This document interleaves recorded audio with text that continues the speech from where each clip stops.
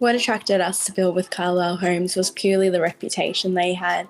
Everyone we spoke to that had built with Carlisle in the past had nothing but positive things to say and not one bad experience.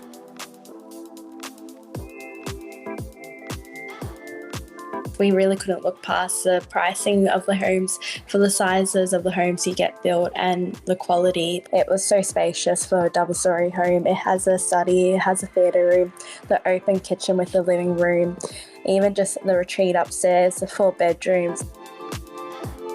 Everyone we dealt with was just amazing. Everyone's communication, they got back to us straight away.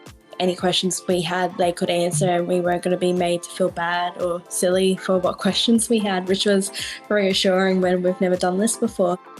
Going through the pandemic and building our new home, we thought was going to be really, really stressful, but it honestly wasn't. Our site supervisor was just amazing at keeping us up to date and really just getting the job done.